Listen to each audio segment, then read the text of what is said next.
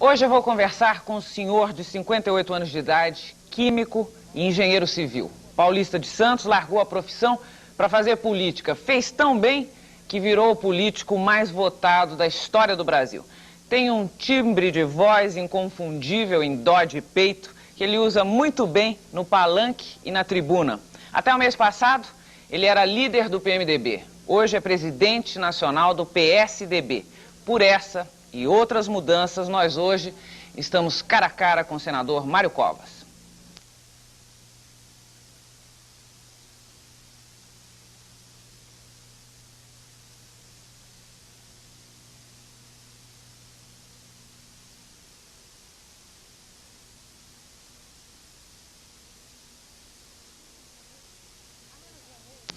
Há menos de um mês, nasceu o Partido da Social Democracia Brasileira. Nasceu cheio de estrelas e grande, já é o terceiro maior partido do país. A grande maioria dos seus componentes saiu do PMDB, inclusive seu presidente, um estrelaço da política nacional, o senador Mário Covas. Vocês estão com 8 senadores, 41 deputados, não é isso? É verdade. Senador, como é que se faz um partido? Da ideia à decisão, o que acontece? Uma série de coisas. Muito trabalho, muita persuasão, muita articulação, muita conversa. Persuasão, peraí. Bom, essa é bem com resposta de político. Persuasão. Você tem que persuadir pessoas, é isso? Como é que funciona a coisa? Às vezes não é só persuadir no sentido de aderir ao partido, mas sobretudo quando se trata de pessoas que estão vivendo a atividade política, que têm cargos, etc. É evidente que tem uma série de compromissos de natureza partidária, de natureza, enfim, eleitoral, que às vezes dificultam uma tomada de posição imediata, mesmo que elas tenham preferências por esta ou por aquela posição, nem sempre isso é possível tomar por contingências de natureza regional, nacional ou até local, enfim, nem sempre isso é fácil. A persuasão de natureza eleitoral, isso é um fato permanente. O papel de um partido é proselitismo. Teoricamente, todo partido, embora esse seja um conceito antidemocrático, mas teoricamente todo partido persegue conquistar a sociedade inteira. Ora, se isso fosse possível, nós deixaríamos de ter uma sociedade plural, passaríamos a ter um partido único e, portanto, um processo ditatorial. Daí a importância do pluripartidarismo. Mais do que do pluripartidarismo, eu diria da liberdade de organização partidária. Há uma diferença entre as duas coisas. Você pode ter pluripartidarismo e ainda assim você pode ter partidos que são proibidos de existir. Liberdade de organização partidária é o pluripartidarismo com liberdade total de organização. Por exemplo, hoje nós vivemos liberdade de organização partidária. Os partidos comunistas existem. E têm a sua possibilidade e podem, se possível, conquistar o seu espaço. No passado nós tínhamos o pluripartidarismo, mas não tínhamos a liberdade de organização partidária. Eu acho que são duas coisas distintas e acho, no meu modo de entender, a mais correta, sem dúvida, a liberdade de organização partidária. Mas agora, por essa explicação, né, por essa resposta que o senhor deu quanto à formação de um partido, o senhor estava dizendo, de alguma forma, que um partido é uma rede de influências. Eu fico pensando, se essa rede de influências, por exemplo, que tem que ter endereços em gabinetes em Brasília. Eu acabei de dizer, por exemplo, que o PSDB nasceu com grandes nomes. Isso já basta? Não. Não basta. Cada vez bastará menos. Eu acho que, sem dúvida nenhuma, é um ingrediente, mas não basta. E por que nasceu com grandes nomes? E por que isso ressalta no primeiro instante? Porque a metodologia é necessariamente uma metodologia, no primeiro instante, pouco democrática. Abstraindo o fato de que esse partido está nascendo sob o guante, sob a égide de uma lei específica que permite a organização de um partido para ter vida provisória, até que ele possa ter vida definitiva, mesmo a regra de formação de partidos políticos é uma regra de cima para baixo. Ela começa pelo fato de que 101 pessoas, chamados fundadores, ou quem mais além delas adira desde logo ao programa e ao estatuto do partido, mediante um manifesto, um projeto de programa e um projeto de estatutos, peço um registro e uma comissão provisória nacional peço o registro junto ao tribunal. Obtido este registro, esta comissão nacional nomeia comissões estaduais provisórias, que por sua vez nomeiam comissões municipais provisórias. As comissões provisórias municipais buscam filiados que se identifiquem com o programa do partido. Uma vez obtido um mínimo de filiados que depende do número de eleitores do município, o partido está habilitado, do ponto de vista municipal, a fazer a sua convenção. Isso é o maior trabalho. É um trabalho ingente. Isso quer dizer que um PSDB, por exemplo, está nascendo há muito mais tempo do que a gente imagina. Não propriamente. Ele está nascendo há muito mais tempo que a gente imagina, se pensarmos no problema formalmente. Quer dizer, ele apareceu agora na última sexta-feira, através de uma reunião feita em Brasília, mas ele está sendo gestado há muito mais tempo do que isso. Há quanto tempo? É difícil nascer. Há quanto tempo vocês do PMDB, estrelas do PMDB, estão pensando e, na verdade, trabalhando em cima de um outro partido, de fato? Isto também variou de pessoa para pessoa. Para mim, por exemplo, eu me lembro de particularmente... Olha, eu tenho quase toda a minha história ligada ao PMDB. Eu fui eleito a primeira vez por um partido chamado Partido Social Trabalhista.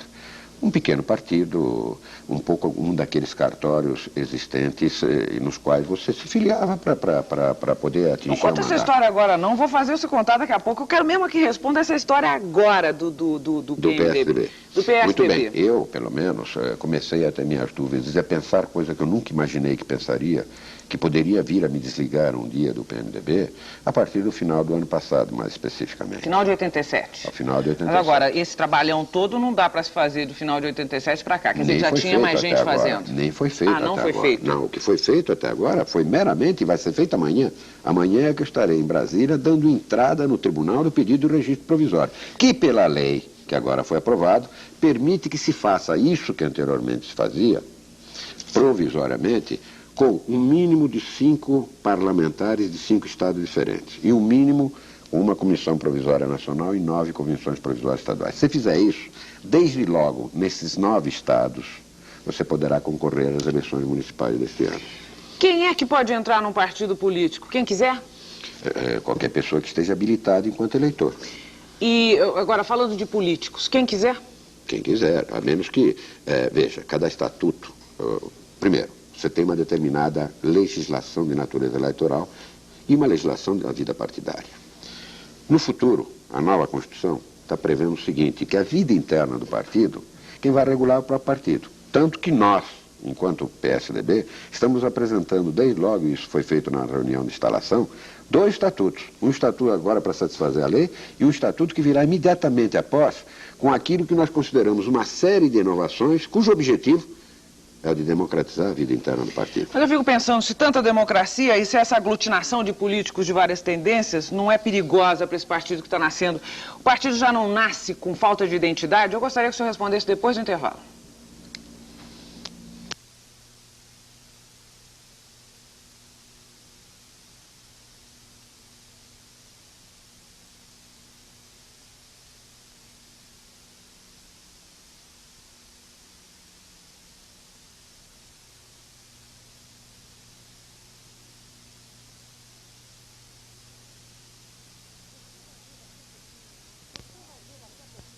Você vai ver daqui a pouquinho no Jornal de Vanguarda os comentários de Fernando Gabeira, Newton Carlos, Fausto Wolff e a Mulher Mistério que hoje está venenosa. E tem mais, uma convidada especial, a cantora Cida Moreira em clima de cabaré. O Jornal de Vanguarda começa logo após Cara a Cara.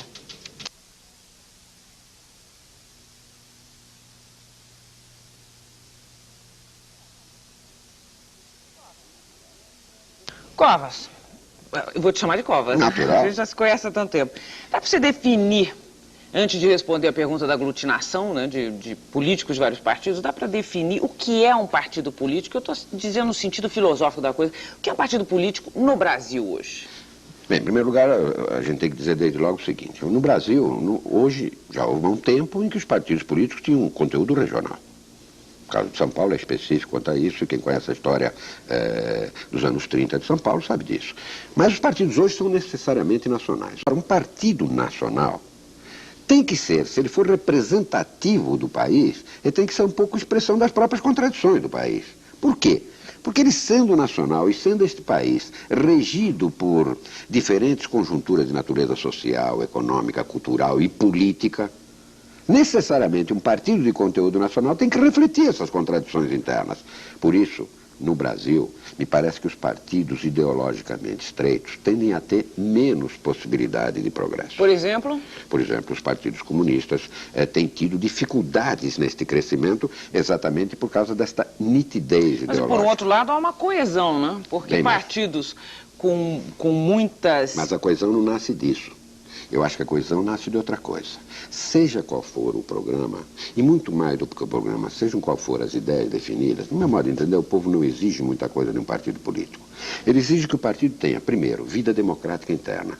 De tal maneira que se ele entrar no partido, ele seja alguém dentro do partido. Alguém não quer dizer o presidente da República, um deputado, um senador. Ele seja parte das decisões da vida interna do partido. Isso exige democracia interna. Com isso, você está me respondendo também a pergunta da aglutinação de políticos de diferentes tendências. Eu não Isso diria não tira que há identidade? diferença de tendências.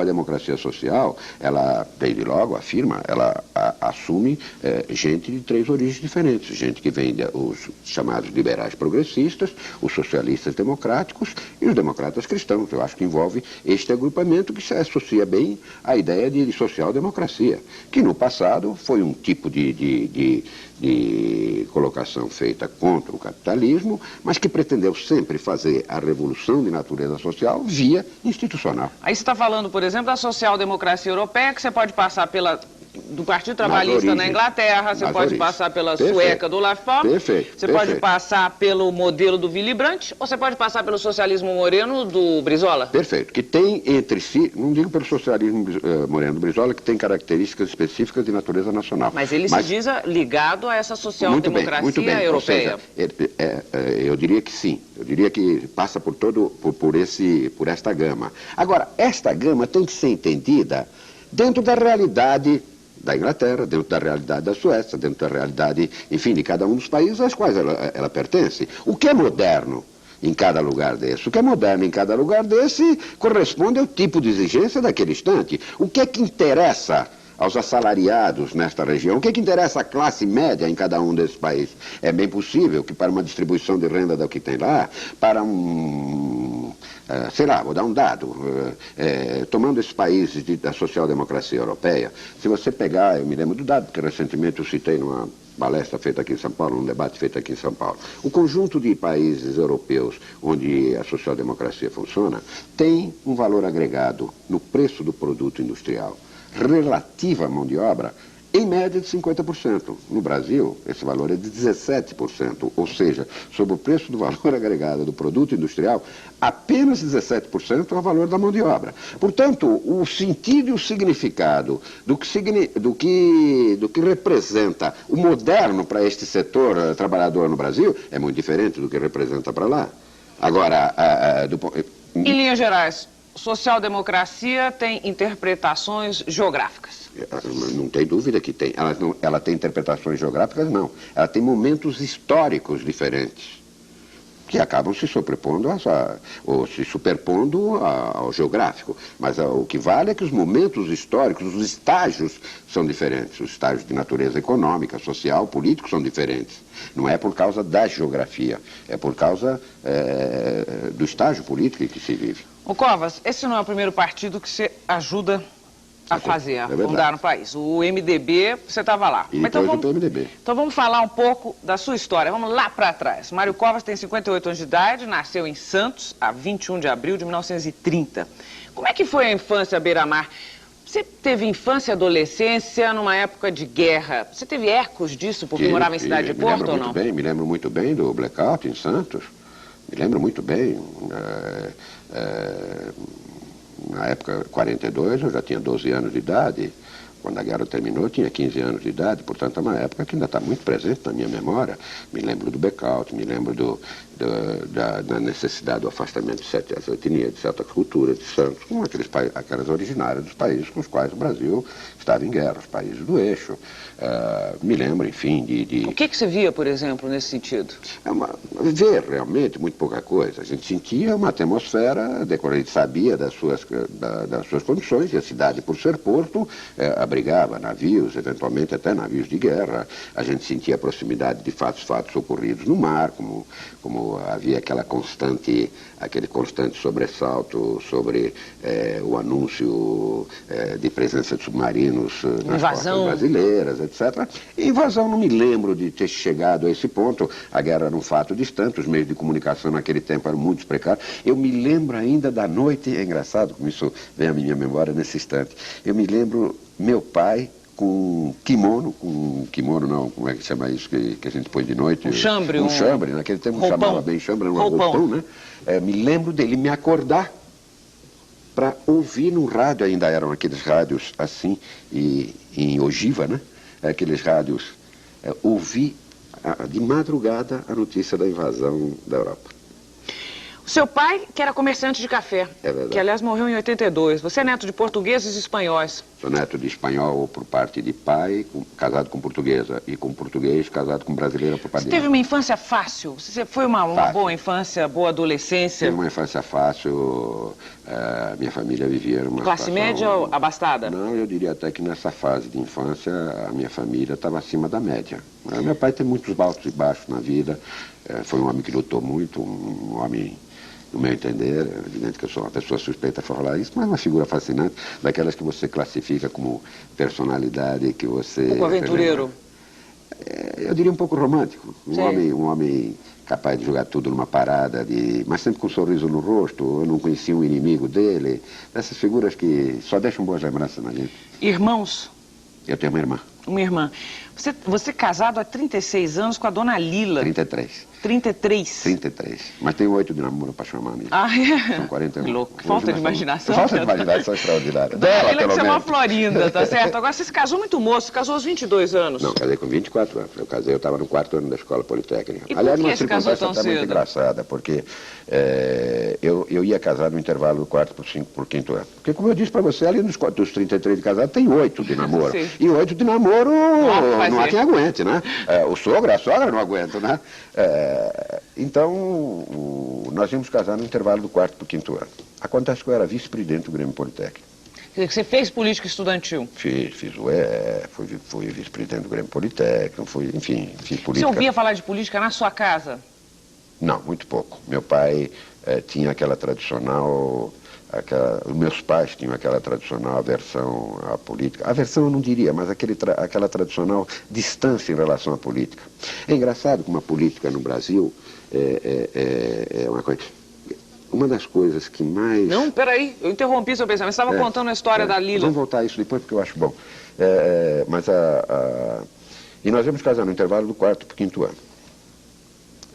Ocorre que no mês de abril deste ano, a congregação da Escola Politécnica deixou de reconhecer o Grêmio Politécnico como entidade representativa da área estudantil. E acontece que nós declaramos uma greve. E foi talvez uma das únicas ocasiões nesse país em que essa greve se estendeu a praticamente todas as faculdades no Brasil. Eu me lembro de ter viajado por vários estados para ir contar em cada uma delas. De forma que eu comecei a ver a greve se estender e por volta de agosto a greve não tinha terminado. E eu fiquei certo, com a convicção nítida e clara de que nós provavelmente iríamos até o final de dezembro e iríamos acabar tendo os primeiros e segundos exames no período de férias. O meu casamento vai para o brejo. Então, acabei convencendo a Lila que nós devíamos antecipar para o dia do aniversário dela, que é 16 de outubro. Porque já nessa altura eu imaginava que com isso eu economizaria pelo resto da vida um presente. Está economizando? Né? Olha aqui. Acabamos casando no dia 15 de outubro, com umas circunstâncias. Saímos daqui e chegamos no Rio. Quando chegamos no Rio, eu recebi um telefonema que a greve tinha acabado naquele dia. Falando que a minha lua de mel durou exatamente 48 horas. E eu sei que ela, a primeira vez que o viu fazendo esporte, olhou e fez assim, este Mário é uma gracinha. A gente vai voltar a falar de política logo depois do intervalo.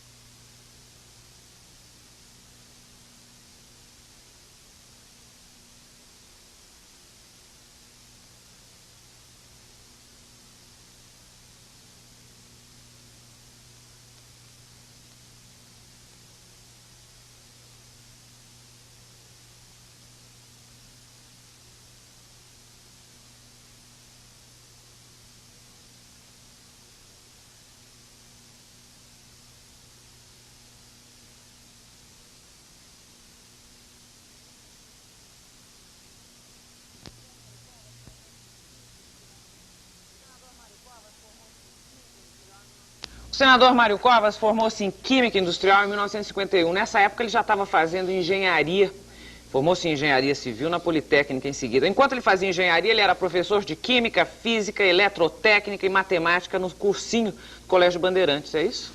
No curso em que eu tinha feito, no curso de Química. Bom, normalmente não é daí, desta formação de exatas, vamos dizer, que saem os políticos. No geral, os políticos saem de advogados, de jornalistas, ou então os de exatas viram tecnocratas, né? Isso viraram mais recentemente. Vocação é necessária, e aí acho que eu estou retomando o seu tema de política do outro bloco. Olha, para mim, eu acho que a história da vocação é um pouco do conceito que a gente tem de política. Eu acho que política é muito mais do que a representação de natureza parlamentar. No meu entender, quando um grupo de mulheres sai do seu bairro, vai ao prefeito gritar porque quer mais uma sala de aula na escola que está faltando, o que ela está fazendo é política. E no seu melhor sentido. Quando um grupo de trabalhadores faz uma greve porque acha que o salário não dá para comer, o que eles estão fazendo é política. A política é o dia a dia, é muito mais do que o que há. É uma deformação no conceito de política. E por isso, essa distância que as pessoas normalmente têm da política, uma certa ojeriza, um certo passar ao largo com medo de algo que, de alguma maneira, parece contagioso. Não é bem assim. Eu, por exemplo... Não é bem assim. Porque, na verdade, existe uma classe, uma liderança política, uma elite política que distancia a gente dela mesma. Tudo bem, eu reconheço perfeitamente a quem faça da política um tráfico de influências, um balcão de negociações, etc. Eu não tenho a menor vergonha de dizer que sou político. Pelo contrário, tenho um profundo orgulho disso. E acho que a política não precisa necessariamente ser feita de forma... E até pelo contrário, eu diria que a grande maioria dos políticos são desta natureza. Acontece que... São de que natureza? Pensam dessa maneira e agem dessa maneira. Você está dizendo com vocação ou com esse tipo de política? Corretamente, fazem da política um mecanismo de ação concreta, de luta, de serviço. E você se diz satisfeito com a classe política? Não, não é que eu me diga satisfeito com a classe política. De alguma forma. Porque eu acho que a classe política, na medida em que tenha um único representante, tendo em vista o significado e a dimensão da representação política, um único que fale... efetivamente é quase que imperdoável.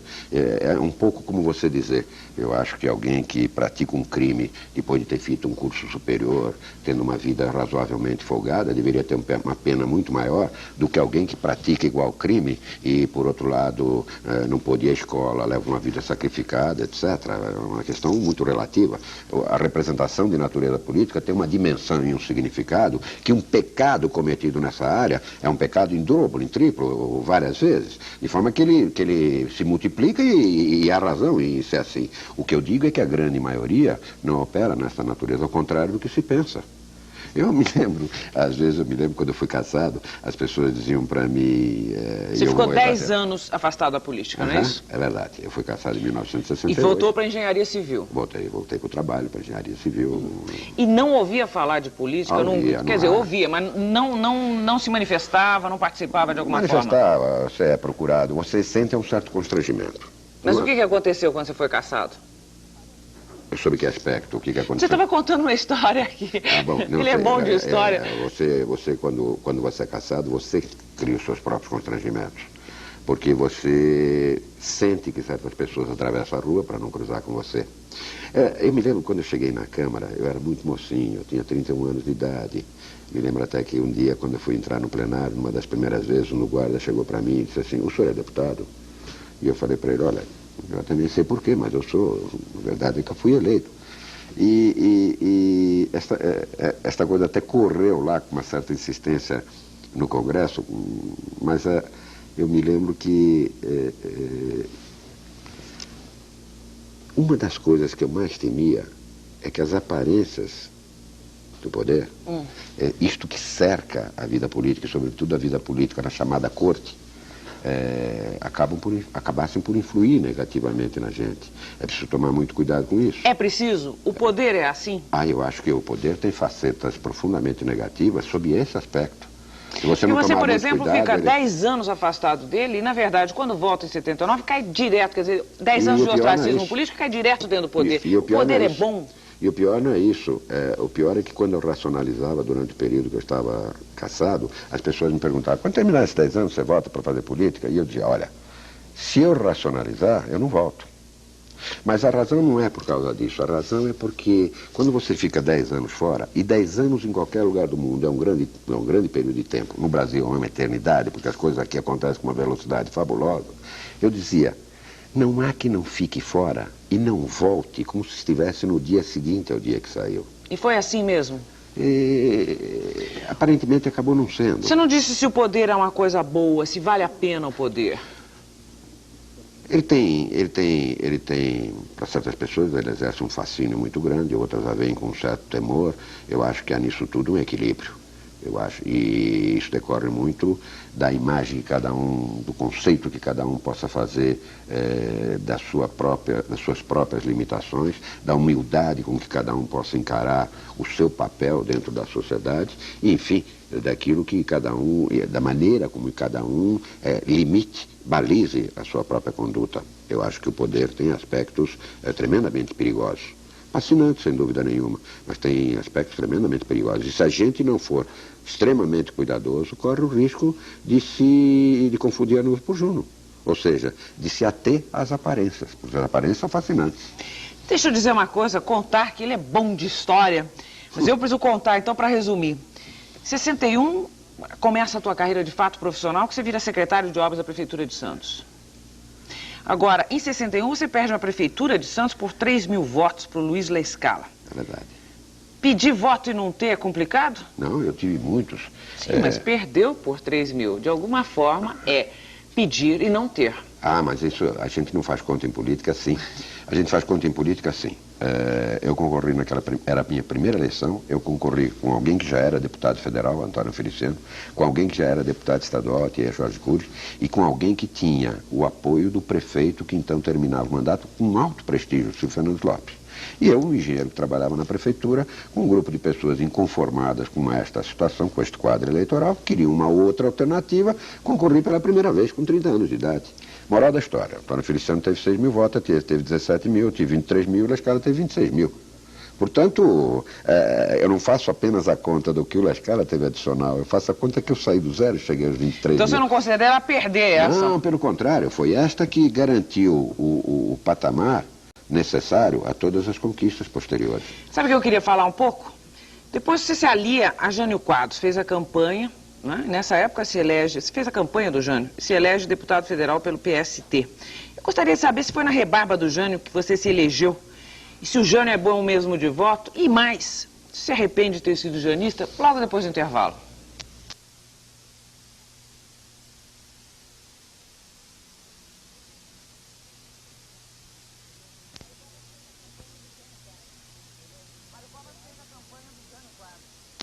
Mário Covas fez a campanha do Jânio Quadros. Se elege deputado federal, eu perguntei para ele, pelo PST, perguntei se ele foi tão bem votado na rebarba do Jânio. Jânio é bom de voto? Jânio é bom de voto. Não deixar de reconhecer a história. Você era janista. É verdade. Eu sou um dos milhões de brasileiros que ficaram frustrados com aquela dissipação daquele nome, Caudal de Esperança, que se formou em 61. Quer dizer, mudou isso? Não, mudou. Senador, vamos falar disso então. Falar sobre contradições, né? As contradições a que se submete um político para sobreviver, vamos dizer. Vejamos, por exemplo, quer dizer, era janista, mudou. O senhor era janista, depois quando o Jânio cai, foi proposto o parlamentarismo. Aí você, Covas, batalha pela restauração do presidencialismo. Hoje, você é de volta parlamentarista. O nome disso, o que é? Contradição, conveniência, convicção? Espera um pouquinho. O parlamentarismo foi votado no bojo de uma crise para que a posse de Jean Goulart pudesse ser possível. O plebiscito para a volta do presidencialismo foi feito antes de eu ser deputado mesmo. Eu não fui propriamente um lutador pela volta do presidencialismo, embora naquele instante... É que consta isso nas suas biografias. Embora naquele instante votasse pela volta do presidencialismo, porque sempre considerei, embora parlamentarista, que esta é uma experiência não para ser vivida no bojo de uma crise. Porque é natural que se você muda o regime na existência de uma crise, na medida em que a crise termina a razão de existência da mudança. E foi o que aconteceu naquele instante. Eu cansei de dizer ao longo desta Constituição que não gostaria de ver o parlamentarismo implantado agora na medida em que ele viesse para solucionar uma crise. Ou seja, para solucionar o problema do mandato do presidente Sarney. Eu acho que o Brasil merecia, neste instante, a experiência parlamentarismo. E não há nenhuma contradição em relação a isso. A minha formação parlamentarista decorre do fato de eu reconhecer que este regime é o regime mais autenticamente democrático. Por quê? Porque ele nasce do parlamento. E o parlamento, no meu modo de entender, é uma estrutura geneticamente formada de forma mais democrática. No parlamento tem gente pertencente a todos os setores e a todas as correntes da sociedade. No executivo, ainda agora com 2 turnos, quem for eleito vai ser eleito por maioria absoluta. Mas anteriormente, até quem era eleito não era por maioria absoluta. Alguém com 30% da votação podia ser eleito, ou seja, alguém que tivesse 70% contra. A gênese do parlamento é, no meu modo de entender, mais autenticamente democrática. O parlamentarismo, por via de consequência, me parece uma projeção disto. Por outro lado, um dos grandes defeitos que se aponta em relação ao parlamentarismo é o fato de se dizer que ele precisa de partidos estabilizados. E segundo, que ele precisa de uma burocracia estável para que nas mudanças de governo não haja dissolução de continuidade na administração. Mas nós estamos 100 anos de presidencialismo e não conseguimos nem partidos estáveis, nem uma burocracia estável. Portanto, convinha dar uma Você está falando de convicção. Então não falou de contradição, não falou de nada, falou de convicção. De convicção. Em 66 o AI2 acaba com os partidos políticos, né? Você ajuda a fundar o MDB. Você foi para esse partido por opção ou por falta de opção? Não, eu fui para esse partido por opção. É evidente que ali não havia mais do que 2 opções. Mas que naquele instante, mesmo o MDB nasceu com o que se chama um pecado original. Porque ele nasceu instrumentalizado por aquilo que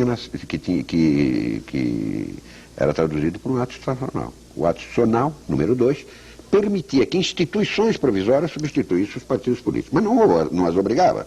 E dizia que ela era formada com um número tal de deputados e de senadores que, desde logo, permitia um mínimo de 0 e um máximo de 2. Mas entre 0 e 2 tem uma só, poderia ter sido formada uma só. O MDB já foi, naquele instante, a expressão de alguém que queria lutar pela liberdade, de um agrupamento que queria lutar pela liberdade, queria restaurar a democracia neste país. Agora, desde 66 que o MDB, depois o PMDB, é uma colcha de retalhos. Você mesmo foi dos que mais batalharam para manter costurados esses retalhos todos. De repente, você está no comando do racha. Essa é uma contradição ou uma conveniência? Não. A diferença é um enfoque diferenciado de um momento histórico. Eu sempre ouvi falar, e era verdade, que o MDB era uma frente. O que é uma frente? Uma frente é um partido que contém dentro de si vários partidos.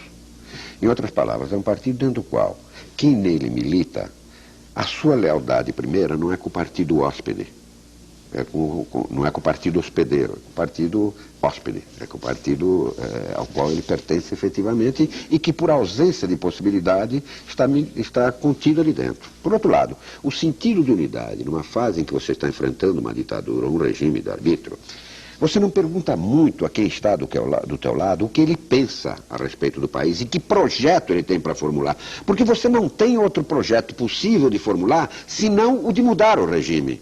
Se não fazer oposição. Por quê? Porque enquanto não for possível construir um regime democrático, não há possibilidade de você impor ou lutar por alternativas plurais. Então o primeiro passo, e que une, e mais do que isso, une e faz com que você fique muito junto. O sentido de unidade nessa fase é encostar o corpo um no outro para que a lambada que vem da ditadura, exatamente, para que a lambada que vem na ditadura se distribua melhor e, portanto, doa menos em cada um em particular. Então o que aconteceu de fato com o PMDB? Não se deu bem no poder? Quando deixou de fazer oposição, não se deu bem? Foi isso? Não é que não se deu bem no poder. Até porque vocês estiveram no poder. Eu diria que nós chegamos ao governo em alguns casos. No poder eu não sei, mas isso já é uma outra discussão de conteúdo mais filosófico. Eu acho que nós não chegamos efetivamente ao poder. Estivemos no governo e em alguns governos estaduais bem. Eu acho que Vocês fizeram muitos ministérios. Sim, não tem a menor dúvida. Agora, você acreditava realmente que um ex-presidente do PDS podia dar certo no comando de um governo do PMDB? Bem, mas isso quem fez foi o destino, não fomos propriamente nós. Eu acho, e acho que o PMDB naquele instante agiu correto. Eu acho que se a história se repusesse, ela tinha que ser repetida tal qual foi. Eu acho que neste país houve um instante em que se perpetrou a maior saga política que este país já assistiu.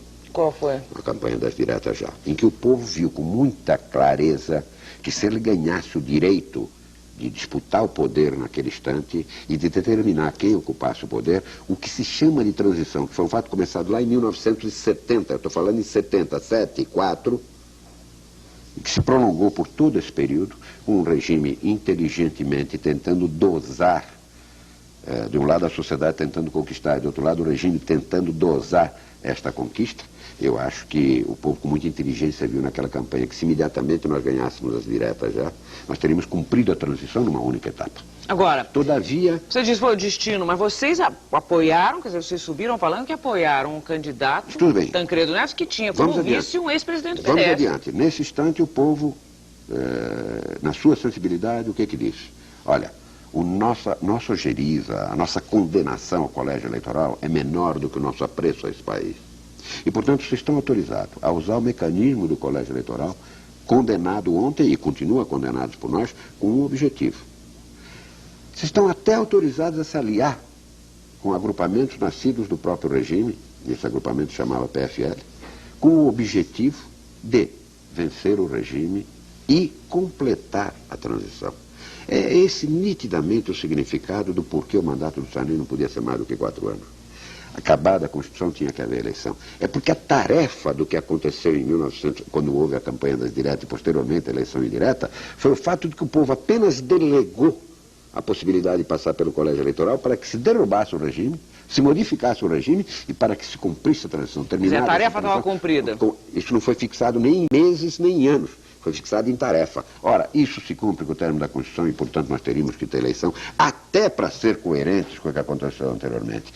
Prorrogar essa transição aconteceu o que está acontecendo. Cada vez mais, os homens do regime anterior vão tomando conta do poder novamente. Nitidamente isso está acontecendo. Bem, mas o que acontece a partir desse instante? No instante em que você não mais está meramente combatendo a ditadura, a palavra unidade ganha outra significação, outra conotação. Por quê? Porque agora você não está mais apenas se defendendo de um regime opressor. Você agora está tentando construir uma democracia. E a construção da democracia passa por outros caminhos. Passa por afirmações, passa por propostas concretas, passa por nitidez, passa por coerência, passa por uma outra unidade. E foi aí que o PMDB estourou? Eu acho que é aí que ele sentiu as grandes dificuldades. Se você somar isso o fato de que nesse instante nós fomos convocados para fazer a tarefa mais significativa do ponto de vista político, que chama fazer uma nova Constituição? Fazer uma nova Constituição, esse problema aflorou em toda a sua intensidade. Então, vamos falar dessa nova Constituição logo depois do intervalo.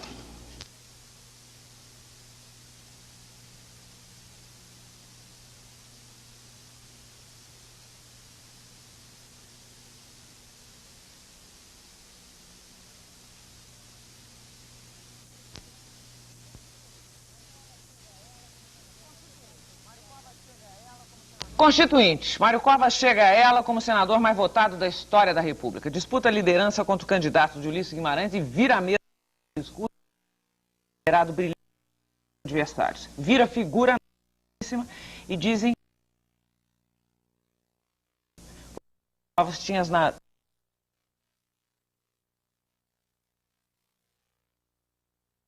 acusado de ter radicalizado posições e a partir provocado o aparecimento da reação ultra do Centrão. Você é o pai do Centrão? Nem o pai nem a mãe. Não tem nenhum parentesco com o Centrão. Faz questão de dizer isso. E também não me julgo responsável. E acho que os fatos disseram que as escolhas para a comissão de sistematização, que afinal cabiam ao líder fazer, e eu não as fiz diretamente, cada bancada de cada estado é que fez em sua maioria a indicação, embora para relatores das comissões tenha sido feita por mim de acordo com o líder do Senado e com o líder da Câmara, mas disseram que aquilo tinha sido feito a dedo, de forma a colocar uma comissão de sistematização que não traduzia a expectativa ou o retrato do plenário como um todo. E a verdade é que quando nós passamos ao plenário, pouco mais ou menos, com muito pequenas variações, aquilo que foi votado na sistematização prevaleceu. O que mostra que o trabalho feito na sistematização acabou traduzindo, de alguma maneira, o que o plenário ratificou. Então eu quero falar de uma coisa que passou.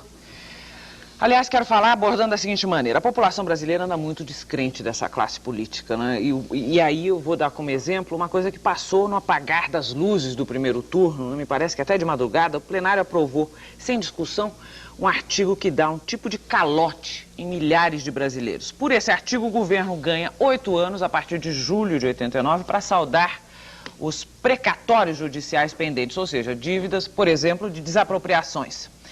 mesmo que elas já tenham sido ganhas na justiça. Elas vão, então, são dívidas que podem ser pagas até por volta do ano 2000. Você acha que isso é justo? Eu não diria que é justo. Isso foi aprovado exatamente no dia em que casou meu filho, foi na quarta-feira. Você não estava lá? Mas isso não é desculpa, não estou me apresentando, me desculpando pelo fato de não ter participado. É que eu só tomei conhecimento da aprovação disso posteriormente. Mas acho que esse foi o mecanismo pelo qual alguns estados que realmente têm dificuldades com relação ao montante das suas desapropriações... Por exemplo, São Paulo... Por exemplo, São Paulo. E você já foi acusado disso também, de ter atrasado pagamentos ou deixado de pagar? No meu período da prefeitura, eu tenho a meu favor o seguinte fato. Ainda outro dia, o secretário da Justiça, que foi secretário na nossa administração, fez uma carta aos jornais em resposta a uma afirmação do atual secretário da Justiça, Cláudio Lemo. No meu período, é seguramente o período da prefeitura em que houve menos desapropriações em que se ficou por pagar no futuro. Bom, então, que estados que têm problema? São Paulo, Minas... Vários estados têm, eu não sei dizer para você, mas todos eles devem ter problemas de pagamento. E o que se fez com isso foi criar, naturalmente, um período em relação ao qual esses estados, mesmo mantendo o pagamento, têm uma determinada moratória. Ou seja, divide esse pagamento por 6 ou 8 anos. É algo que, evidentemente, não favorece o credor. E, sobretudo, se você pensar que grande parte dos credores... Gente que tem uma casinha que foi desapropriada para passar o metrô... E aí, passa e no segundo turno tudo bem? Isso não se discute? Eu tenho muita dúvida sobre se vai haver grandes mudanças no segundo turno. Por quê? Pelo seguinte fato. No segundo turno você só pode tirar coisas. Quanto a isso, não havia... Suprimir. Suprimir. Por quê? Porque o ato convocatório diz que toda a matéria da Constituição precisa ser aprovada em 2 turnos. Ora, você já aprovou um primeiro turno, você só pode tirar coisas no segundo turno. Se você acrescentar coisas, o que você acrescentar só está aprovado num turno. Você teria que fazer um terceiro para aprovar 2 vezes. De forma que as emendas são meramente supressivas. Ora, as emendas sendo supressivas e não se permitindo o que se chama DVS, isso é uma finesse de natureza regimental, um destaque para votações separadas, que obrigaria a se colocar 280 votos para aprovar. Não se permitindo isso, só se permite a emenda supressiva, o que significa que tem que ter 280 votos para retirar. E o número cada vez é menor. Ou seja, praticamente impossível suprimir qualquer coisa dessa. Não diria que é impossível. Eu acho que vai haver supressões. E você está dizendo também, de alguma forma, que a Constituição vai vir com injustiças? Mas eu acho que com injustiças ela não será uma Constituição perfeita, não será a Constituição dos meus sonhos, não será a Constituição dos sonhos de ninguém. Mas eu acho que razoavelmente ela vai traduzir a correlação de forças existente, não apenas na Constituição, como dentro da sociedade. Ela vai investir contra algumas coisas, ela cria algumas, ela solidifica ou consolida algumas reivindicações de natureza corporativa, etc. Eu diria que, de maneira geral, em certos aspectos, ela tem profundos avanços, direitos e garantias individuais, participação popular, etc. Acho ela um pouco casuística demais, um pouco ampla demais na parte social, na parte econômica, mas eu acho que, de maneira geral, ela, no segundo turno, haverá pouca mudança. Eu sei que você não vai admitir que é candidato a presidente da República. Nenhum político admite isso, mesmo que seja candidato a candidato. Mas que você é presidenciável, você não pode negar. Até um pai de santo eletrônico já previu que você ia ser presidente do país. Eu queria perguntar... Não, mas previu se eu não morrer. Qual modelo que você tem para o Brasil? Ou se você pensasse num país ideal, né, o Brasil ideal, ele seria como? Bom, em primeiro lugar, eu acho que teria que ser necessariamente mais justo do que é hoje. Eu acho que, como é que nós vamos compatibilizar a reivindicação de modernidade, que implica em investimentos altos, e sobretudo investimentos altos na tecnologia mais moderna, em investimentos permanentes para quem daqui até o ano 2000 vai precisar criar 20 milhões de empregos, etc., com um mínimo de redução desta tremenda diferença de distribuição de renda. E este é um quadro que se agravou. Quando a gente pega este período de 64 para cá, onde indiscutivelmente o país cresceu, e eu acho que a expressão correta é cresceu e não desenvolveu, porque crescimento é uma coisa, é o aumento do produto geral. Desenvolvimento é este aumento distribuído e rateado, sobretudo por quem mais precisa. Eu acho que o país cresceu, indiscutivelmente, mas nós chegamos a uma situação a dados de natureza extremamente dramáticos. Olha, há um homem neste país que chamava-se Teotônio Vilela, cuja história é conhecida, pelo qual nós todos temos admiração. Ele hoje tem um filho que é senador de Alagoas. E recentemente criou-se um município em Alagoas que chama-se Teotônio Vilela, em homenagem a ele, seu patrono. Pois esse município tem uma taxa de mortalidade infantil de 650 crianças por 1000 nascidas vivas.